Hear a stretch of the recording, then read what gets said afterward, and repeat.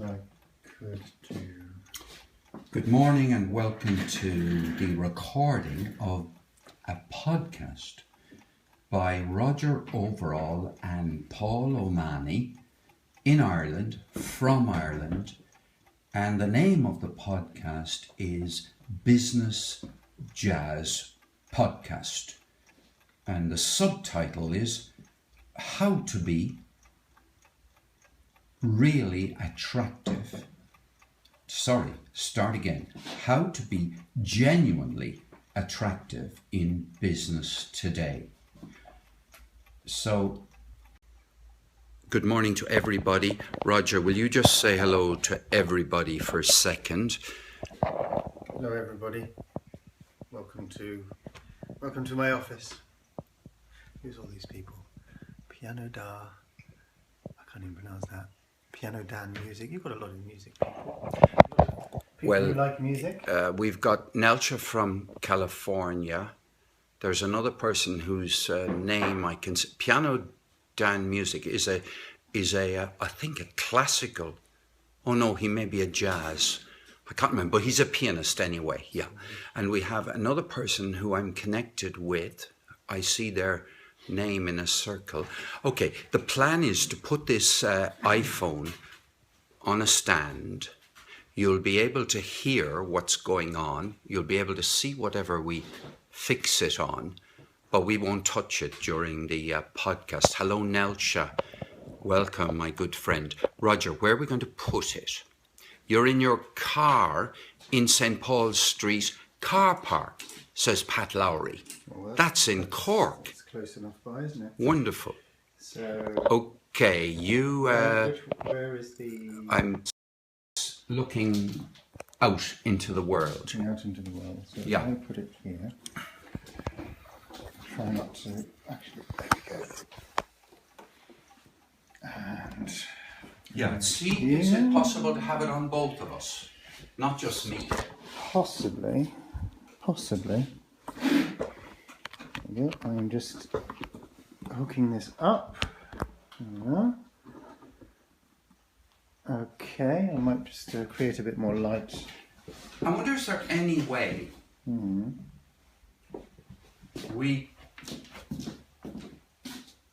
I'm just wondering, is there any way we can take account of anything that people say at all? Not that we're going to do the podcast based upon what the people on Periscope are doing, but that might be too complicated for today. I think it will be. Yeah, so we're going to do it, and what we should have done. Paul has a lovely device that will give us a wider angle view.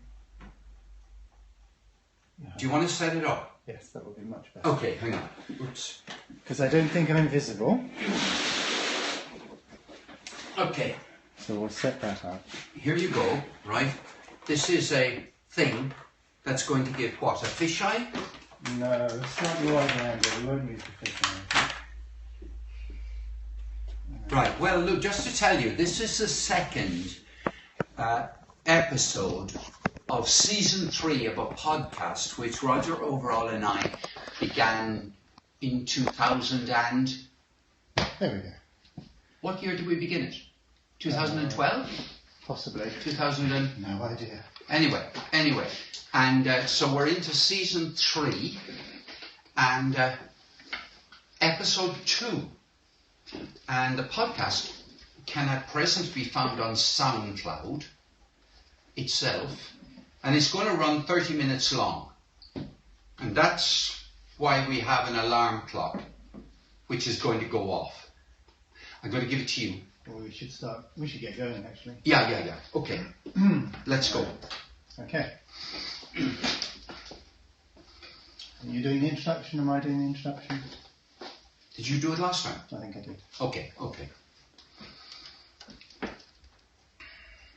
Can we start anytime I like? You can start anytime you like. We're recording. Okay, welcome to a podcast which is going to be all about business And any kind of business now, mind you, it could be a big business or a small business, or it could even be a not-for-profit business. And it's predominantly going to be about how you can be, or how business can be, genuinely attractive in business today. How to be genuinely attractive in business today. And I'm Paul O'Mahony, and across the table from me in his office is... Hello, my name's Roger Overall. Roger Overall, right. Roger, this... we're in episode 2. Yeah. A small number of people have followed us, a small number on SoundCloud. A number of people know that this podcast exists. A tiny number of people know this podcast exists. So it seems very, very obvious that we've got to do something about that, doesn't it? About the small number of people who know the podcast exists. Yes, we could grow the number of people who know the podcast exists. Otherwise, what would be the point of having a podcast? If a podcast has no listeners, what is the point of the podcast? If you play a podcast in the woods and there's nobody to hear the podcast, does the podcast exist? Well, actually, we're not just doing this podcast for fun. We're doing this podcast because I think both of us have got a value. We're values. Part of our value proposition, I think, or our values in life in general, is that we want to leave the world better after we leave it than it was in some small way before we came here. So in some sense, we want to do good, not just for ourselves, but for other people. Well, if other people don't actually hear it and have a chance to interact with us about it and interact with each other about it, we're failing in, I think, in our responsibility, in what we see as our responsibility. What we see as our responsibility, because people haven't heard the goodness that we're trying to bring into the world. Possibly, yes. That is a point of view. On the other hand, maybe what we're saying is so wrong, so damaging, so awfully wide of the mark that people are better off actually not hearing what we have to say, because they might actually listen to us and they might actually do what we say. Well, we've taken out a big insurance policy so that if anybody loses something significant and sues us, we have public liability, don't we? I don't know what to say to something like that. No is the answer. You could say Paul is pulling my leg. Paul is pulling. Anyway, Roger, look. One of the things we have actually, about the only thing we've agreed before we started, is that any business starting off, which we did a bit of an introduction last week about, but one of the things people are saying to each other is, how the hell can I trust this business? Why on earth should I think that the people in this particular business should be trusted to give me good service? What are their credentials? Trusted to be around? What's their track record? After all, there are loads of other competitors looking for their business. So please, Roger Overall, I'm going to put the question to you as the person who started off this thing. Why should anyone trust you? What are your credentials for being able to contribute something useful on the topic of how to be genuinely attractive in business? Well, having posed the question, I suppose I should have had an answer ready. Okay, this is a very good question. I would say this because it's a question we invented. Now, you haven't got all that long to answer it. You've got to get your answer in, because you're in a lift going up, and someone's asked you, why should I believe in your business, Roger? So you actually have the equivalent of 3 floors in a lift or an elevator to answer. Go. I have been feeding my family by being self-employed and running my own business since 2000. Therefore, I have been attracting people to my business since 2000 in sufficient numbers, and they've given me sufficient money that I've been able to feed and house and clothe my family. So I have in that regard, I suppose, I have a background of being able to make myself appealing enough to enough people that they come to me, and me only, for what I do. So you're saying that your track record is, because you've actually helped other people successfully, people should at least be interested in what you have to say. No, and so what I'm saying is because I've been able to make my own business appealing, my own business attractive, and I've been able to communicate that message strongly enough that it's penetrated through all the noise and all the din and all the static, that I do have about a track record of connecting with people so that they see my business as appealing and attractive. And what's the name of your business right now? Name of my business right now is Show and Tell Communications. Okay, and what do you do? Give us your strap line or a short introduction to what on earth you do, because people will be saying to each other, I know the name, but I need to know what service you offer. We create content. We like to say we create pungent content, but we're playing around with the concept of pungent. But we create content. That sounds smelly. Well, you could say the work stinks. No, but pungent penetrates, pungent lingers, pungent. There's no ignoring pungent content. It stays with you. That's why we're playing with the word pungent. Although it does open us up to, as I say, people saying, well, your work stinks. But we do blogs, we do podcasts, we do videos, we do cartoons. No, that's wrong. That's wrong. Oh, no. What you do is make other businesses attractive. That's what you do. Yes. How you do it is through all those things which people... But basically, you're in business to make other businesses attractive. Good. Thank you. Right. You must always start by the outcome for the client, right? Not all these golf clubs you have in your bag, because you have too many golf clubs in your bag. You're teaching me now. Paul, what is it you do? What are your credentials? My credentials How on earth can you possibly sit opposite me and say that you have the backstory to be telling people how to make themselves attractive in business? Well, I have one hell of a lot of practice in this. I started practicing when I was a child at home, in that my mother particularly and my father were always devoted to be other person centered, right? Other person centered, Paul. Don't make yourself attractive. Help other people with their way of life, and as a result of their way of life, they'll become more attractive to themselves, raise self-esteem, and also to other people, right? So I had loads of practice as a kid. If I fast forward into the time I spent as an employee in London Transport, in the buses, I headed a big team involved in corporate transformation. And that meant, apart from anything else, making the employees of the company, or helping to make the employees of a company find their own employer, their own business more attractive. And as a result of finding it more attractive, bus drivers, conductors, engineers, supervisors, middle managers, senior managers and directors would provide a more attractive service to the public.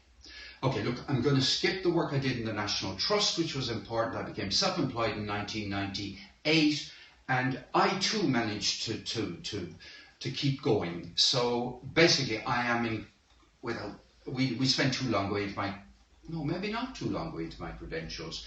I'm steeped in stories from other people about how they have succeeded in helping other people to become attractive. That's very interesting for me, and some of my clients have become global businesses and have survived for a number of years, particularly Akari software, in-hand guides, but also anyway, look, that's probably enough. You know, people can find me, and maybe they're going to trust me better by how credible they feel anything I'm saying is, and whether I'm spoofing and pulling my arm and misrepresenting myself. But isn't that a great point to make, though? Because you could actually say, well, I talk a good story. I've created a great story. I mean, your story is very compelling. It's very interesting. But is there anything behind it? Is this the truth? Is this reality? Well, that's particularly true. Yeah, that's particularly true when it comes to text. Because anyone can write text, if you like, who can write. Anyone can hire somebody to write text.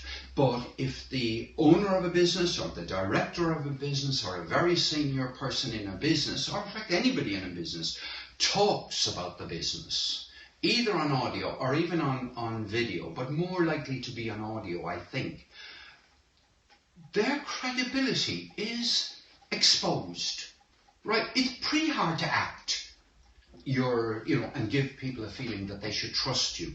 So in a kind of way, I suppose that means that one of the ways of becoming more attractive to the people that you're serving, if you like, or people that you want to serve, is make a podcast, put a piece of audio on your website.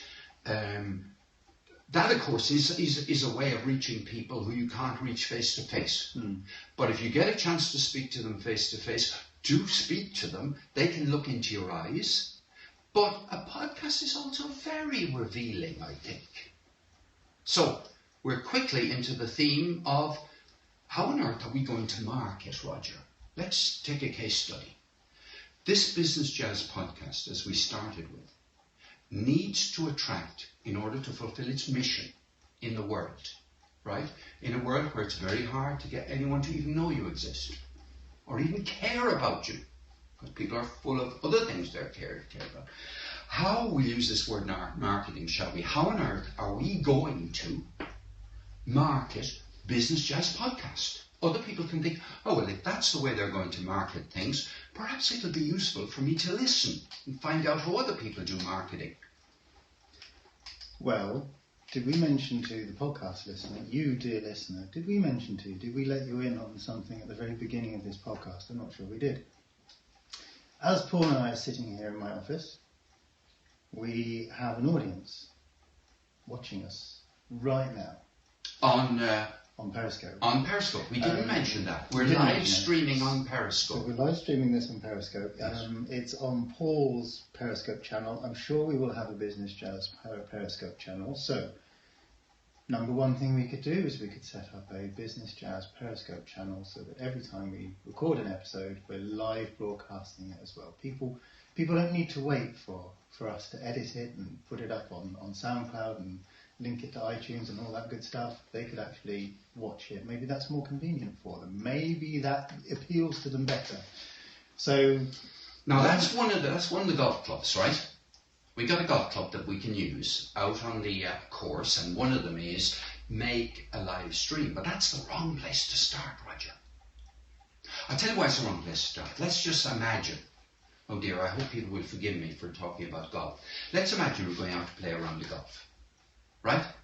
So the key thing is, what's your aim in this round of golf? It's not just to get around in the smallest number of shots, but it's to get around in the smallest number of shots in the easiest way possible. Or even, what golf course are we going to play on? What competitions are we going to enter? So I'm sorry if this is probably a crazy roundabout way of doing it, but it means that the very first thing we have to do is to say, who on earth do we want to help? Who is, put it in marketing language, who is our target market? Who's our audience? Any business starting off, if it starts off to serve everybody, is finished. It ain't going to get anywhere.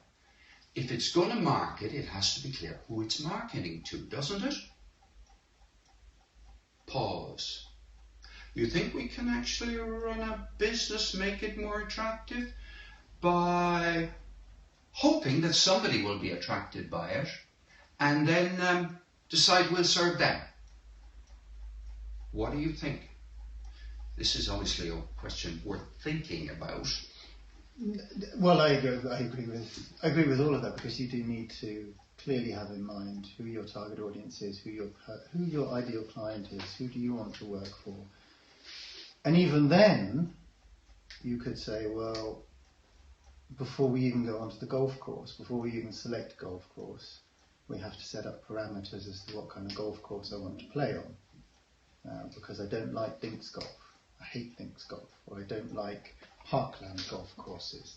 Or I do like parkland golf courses. Or I do like links golf courses. And I would only want to play on links golf courses. So you're already looking for a client or a golf course that fits with who you are. Because there's no point trying to find a client that doesn't align with who you are, because that's just going to be a struggle, I think. I think if you're going to... So I think you're saying the very first question is not who are you aiming to attract, but it is who am I? And that leads to the question is, who do I have the capacity and the inclination to serve? Yes. Because we are not going to appeal to Google or Microsoft. We're not here to make Google and Microsoft more attractive in business today. Wouldn't that be true? I would think, from my own perspective, I don't get on particularly well with big corporates. So no, they're not. They're not, for me, my target audience. Okay, so that means that the first thing to do in marketing, let's say, marketing this podcast, is decide that the language we're going to use, the imaginary single human being that we are talking to today, because, you know, there's only, my ideal client is sitting here, right beside me, right? That's the person we're actually speaking to. And we've been brought in as consultants, if you like, or collaborators, more like collaborators, to our ideal client. So that's the person we're really talking to. Yes. But, okay, so collaborators, already sketches a mindset among with client that we work with rather than for, because you can't work for somebody and think that it's collaboration. You can work with somebody, that's collaboration. So therein lies, so I think certainly for me, I do my best work when I'm working with somebody who I can understand, I can connect. Trust is also important, because you can't have a collaboration, proper collaboration, without trust, without respect. So then you're talking, you're into the realms of a value set. Really is what you're talking about. What value set do you have, and would you like, or do you feel comfortable, or allows you to be, or allows you to do your best work? What value set, what environment allows you to do your best work? Well, I'm not looking for somebody to whom I can talk to from a position of superiority. No. It doesn't fit with my value set. I think that in helping to make a business more attractive, I am going to make one assumption, which is that the person who owns the business, who's slaving away day after day to make the business successful, and this person could be an employee in an organization as much as if they actually, you know, employed people, whatever their business is, I'm going to assume that they have an infinitely better idea about how to run their business from an operational point of view than I have.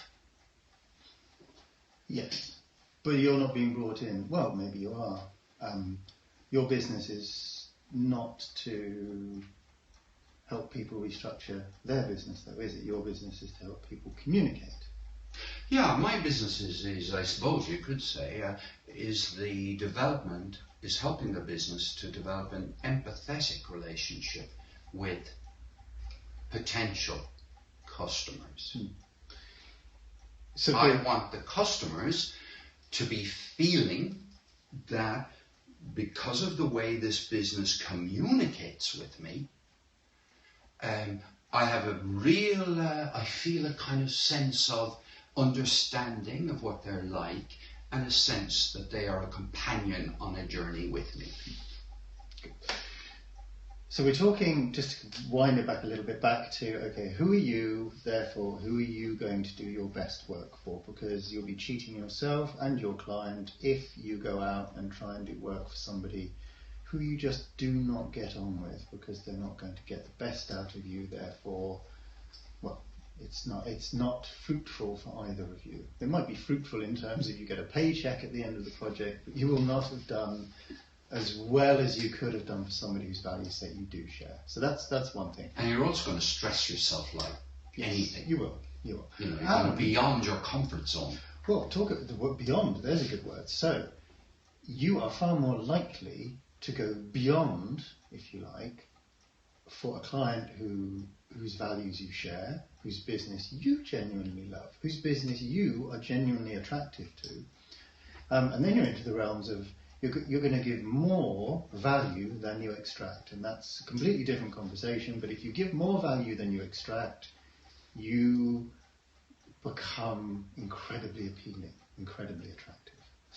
But that doesn't. Well, that's true. If somebody says to themselves, "Hey, I'm getting more than I'm paying for," right? Like if I go into a shop and I buy, as I've done recently, Echo shoes, right?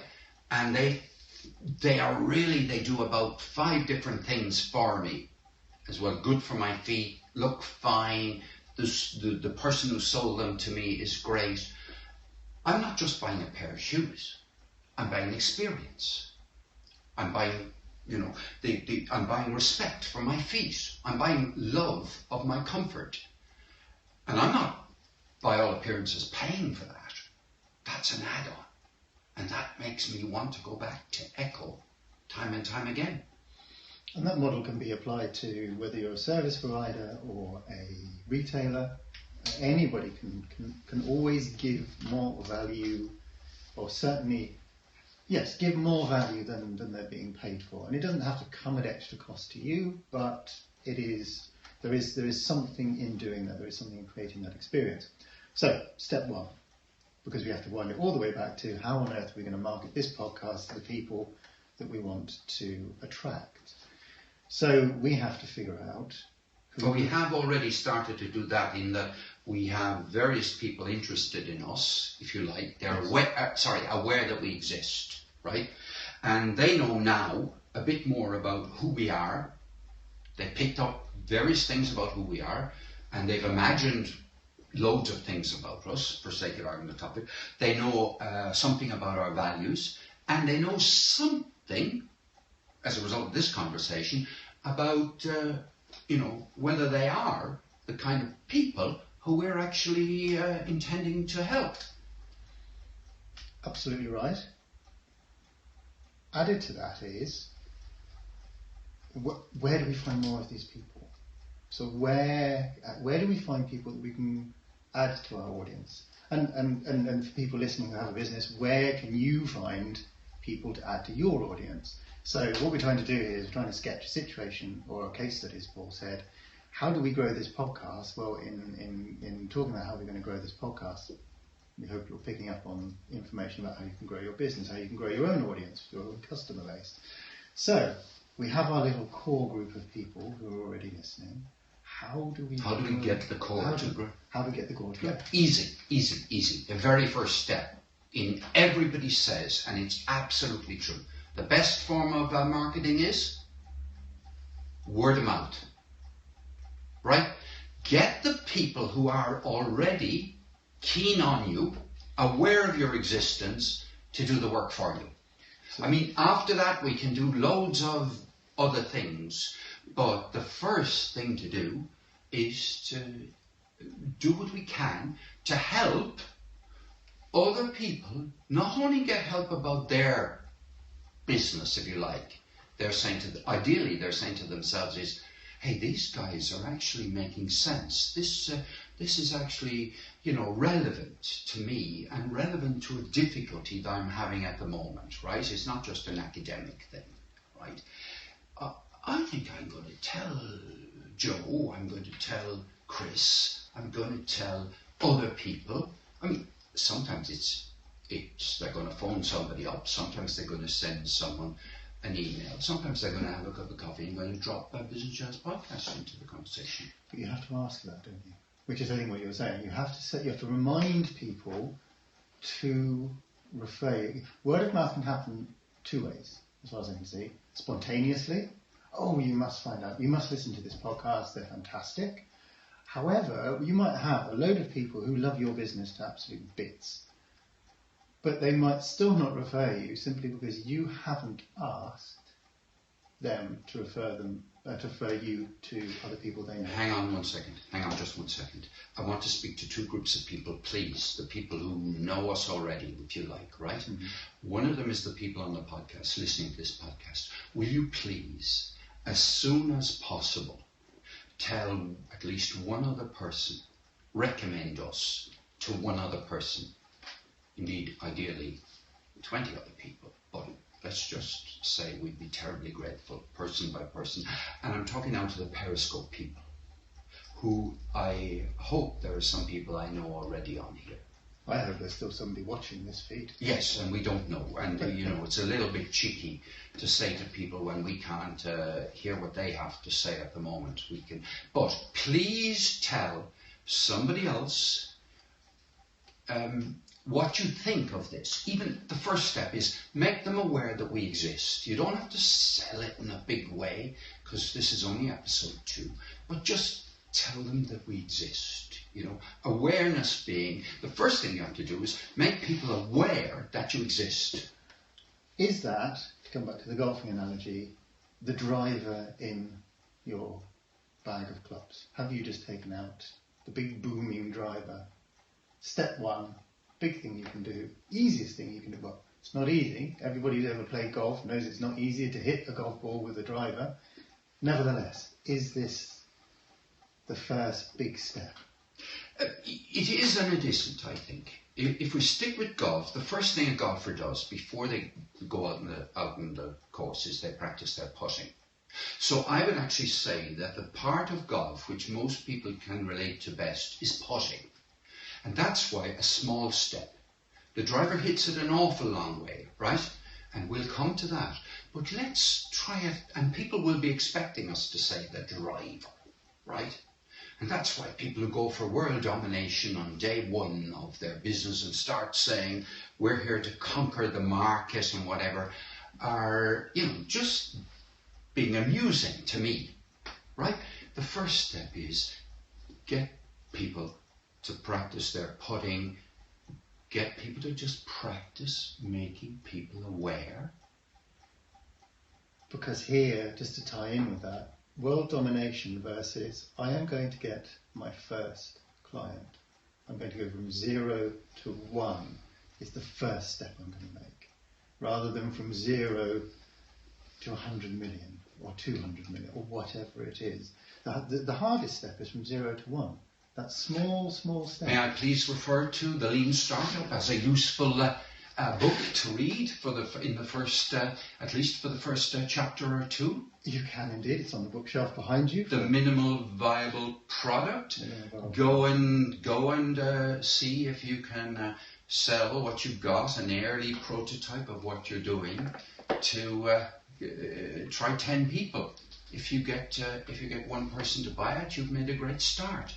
Well, I think if you get one person to buy it, you've gone from minimal viable product to viable product. You've got a client. Yes, you do. Yes, you do. Yeah. How much more time do we have? I don't know. I saw you looking at the clock. Well, I was just releasing the noisy mechanism. There is a race. It's called the Barclay Marathons. Very quickly, Barclay Marathons. Roger, you have to stop. That's the rule. Once the clock goes up, you have to keep that till the next episode, like Charles Dickens did at the end of the serial. Hold on to that. Hold on to that thought. We'll never come back. Well, we will come back to the Barclay Marathons, but I think the other rule is he who's talking when the has to start winding up. The way to wind up, because we agreed this beforehand, didn't we, is do a quick summary of the top 3 points that I'm giving you time to think this out, the top 3 points that we're offering people in this particular podcast. 3 nudges. Do I see a book called Nudges there somewhere? Mm-hmm. Nudges, hints, pushes, or rather pulling. Give 3 points that stand out for you about how to market your business so that it can help people to become more attractive. 1. Coming back to what you said very early in the episode, which was don't list your golf clubs in your bag, list the outcome that you provide. 2, we were talking about how to identify your target market, how to identify your audience. And we both, I think, agree that you should be finding people who align with your own value set. So who are the kind of people who are going to allow you to do your best work? Who are the kind of people you want to work with rather than for? And third of all, gosh, there was so much in this episode. My mind's blank. Help me out. Right, we wonder if we'll edit out this pause to show us thinking. But what's the third episode? We want...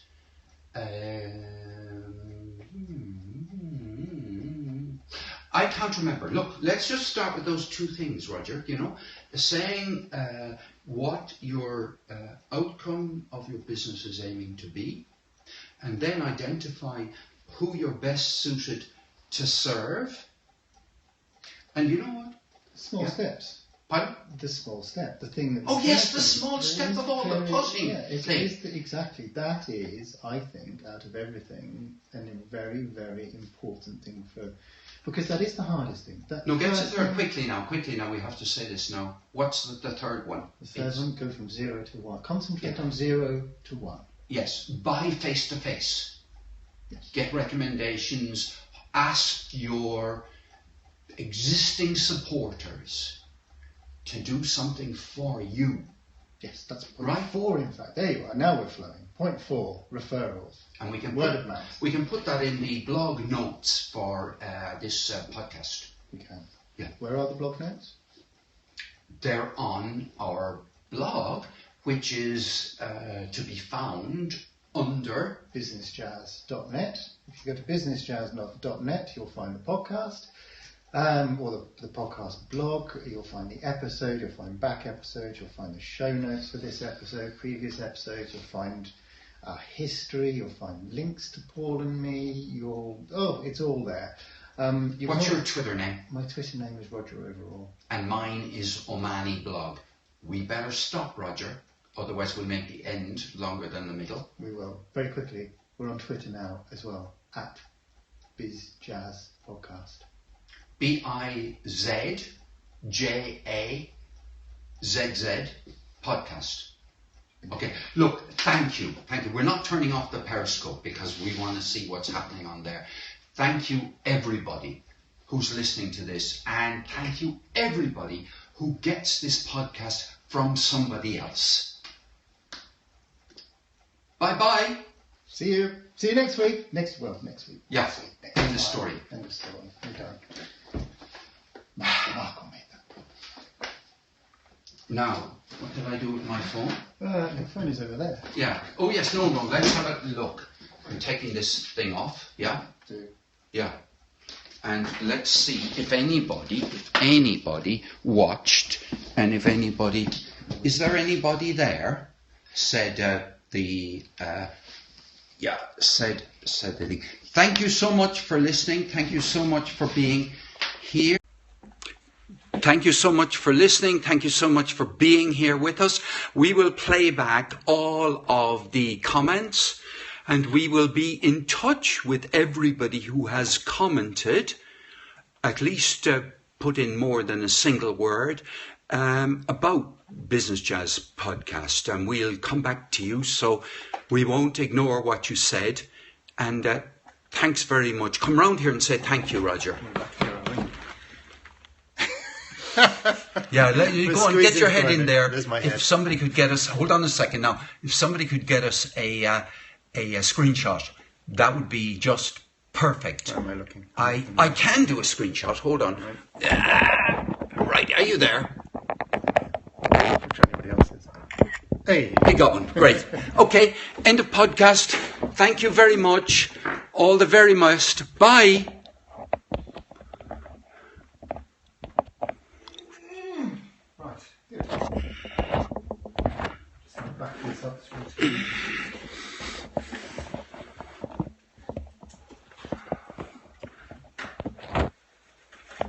Okay, we had a grand total, for what it's worth, of 167 total viewers. Yeah, but Roger, some of those people have...